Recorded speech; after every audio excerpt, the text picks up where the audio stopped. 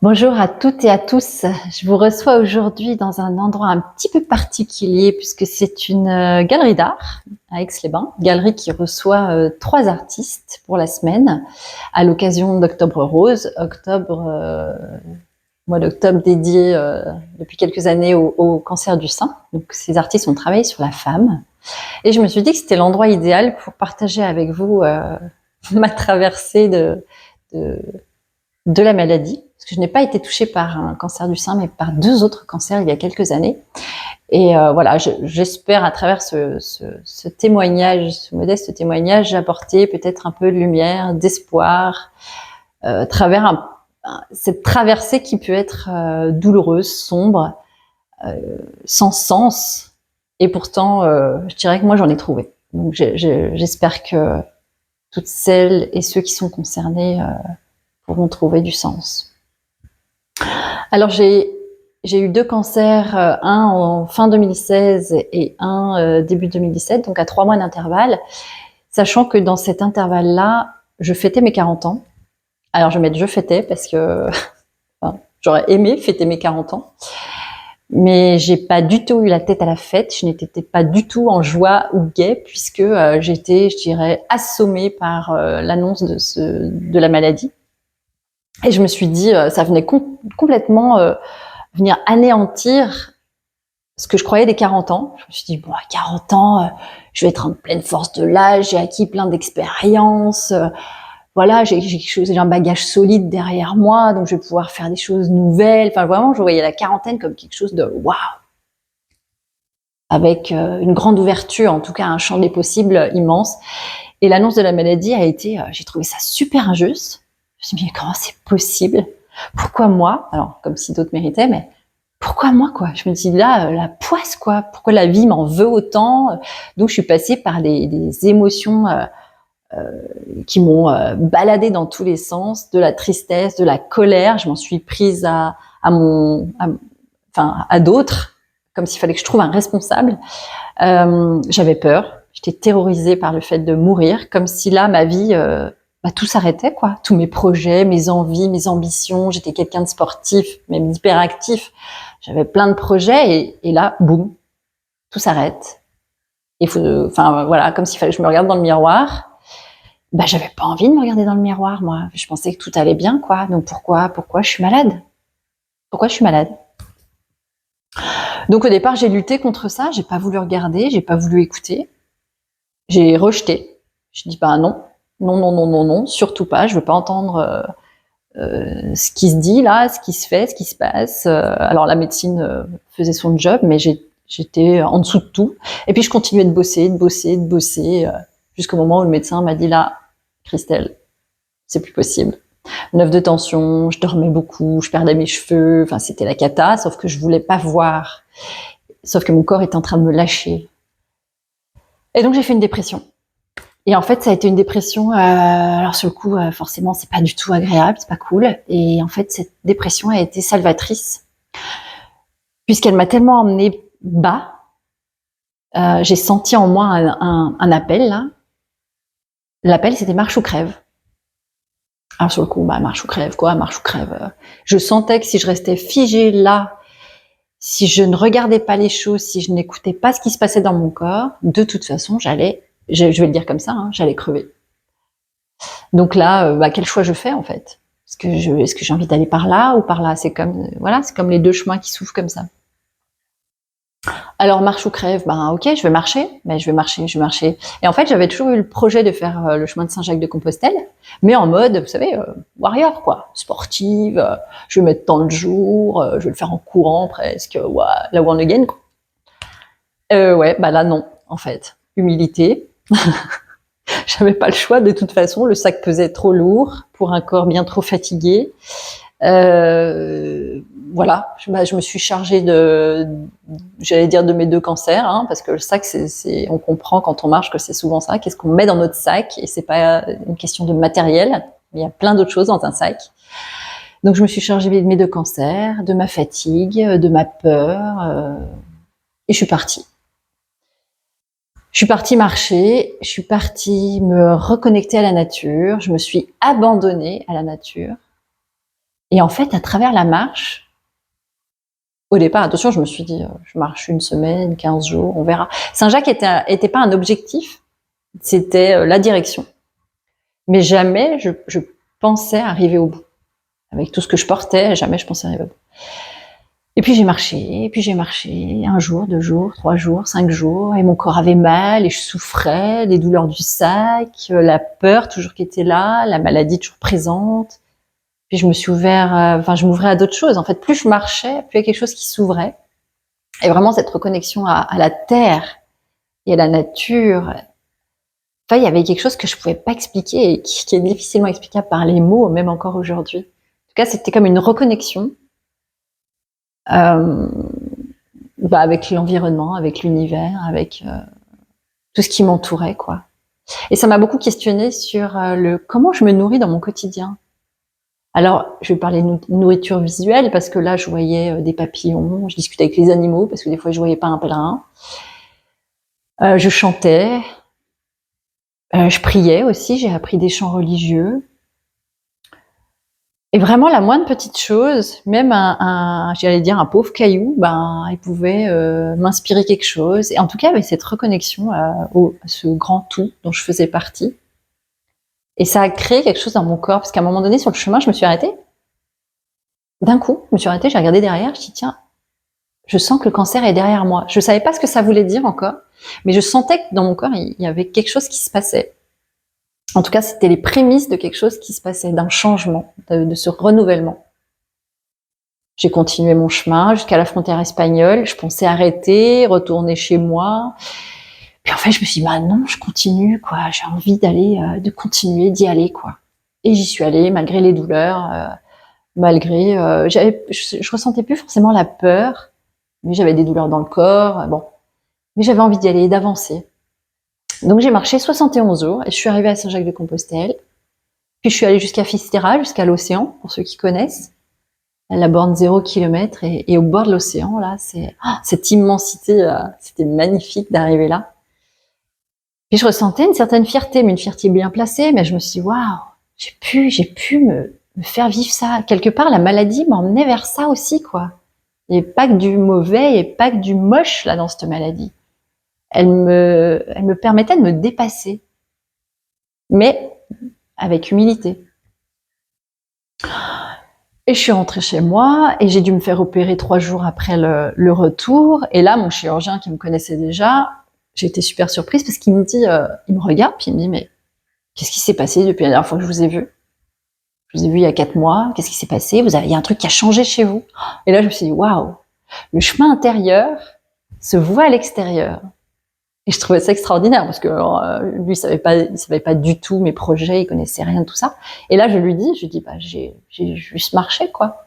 Il était admiratif et vraiment, il le chantait dans la salle d'opération. C'était drôle pour moi de le voir, de l'entendre. Il y avait quelque chose chez moi, en tout cas, qu'il avait vu se transformer. Ok. Moi, je voyais pas ça dans le miroir. Je le sentais là, mais je ne le voyais pas. Lui, il le voyait. Et là, j'ai compris que j'avais quelque chose à entendre dans le message de mon corps. Parce qu'on n'attrape pas un cancer. Ce sont nos cellules qui se développent d'une autre façon. Enfin, voilà, qui se nourrissent ou qui se développent de toute façon d'une autre façon. Une défaillance, voilà. Et j'étais pas du tout connectée à l'âme, tout ça, et puis aux thérapies naturelles, et je connaissais rien de tout ça. Bon. Sauf que là, j'ai senti que mon corps, du coup, avait un message à me donner que je n'arrivais pas à décrypter. Donc j'ai laissé la médecine faire son job. Là, je me suis complètement abandonnée à la médecine traditionnelle. Je dis ok, faites votre job, je vous fais confiance. Et puis je me suis dit peut-être que j'ai une responsabilité aussi dans ma guérison. Peut-être que je peux m'aider. Et là, je suis allée voir des thérapeutes, mais je suis allée dans le domaine de la psychogénéalogie, puisque la psychogénéalogie évoque la symbolique des maladies. Donc, mes cancers, qu'est-ce qui venait me dire de moi? Qu'est-ce qui venait me transmettre comme message? Je suis allée vers les constellations familiales. Je me suis aussi posé la question de ma nourriture physique. comment je me nourris en fait. Peut-être qu'il y a quelque chose que je pourrais faire. Hippocrate, il a bien dit que la nourriture était la première médecine. Mais en fait, moi, j'ai jamais mis de conscience dans ma nourriture jusque-là. Je suis quelqu'un qui a toujours beaucoup mangé, puis de tout. Donc vraiment, je me posais pas de questions. En plus, je prenais pas de poids, donc tout va bien, quoi. Et là, je suis allée donc voir une naturopathe. Et plus tard, cette naturopathe qui intervenait dans une école de formation à Genève, je me suis dit, moi, peut-être que j'aimerais bien aussi aller me former à la nutrition santé, comprendre comment la nourriture impacte notre corps. Donc, je suis allée me former à la nutrition santé. Puis quand j'ai fait mon gros travail en psychogénéalogie, parce que ça prend du temps de creuser aussi sur son histoire, quelle posture on prend dans sa famille, avec ses amis, dans ses relations de boulot, quelle posture on se donne, comment on vit les choses, comment on peut les subir aussi, quelles émotions on emmagasine et qui ne sortent pas, ou peut-être par les cris du corps. Bref, je suis allée vers toutes ces choses-là, toutes ces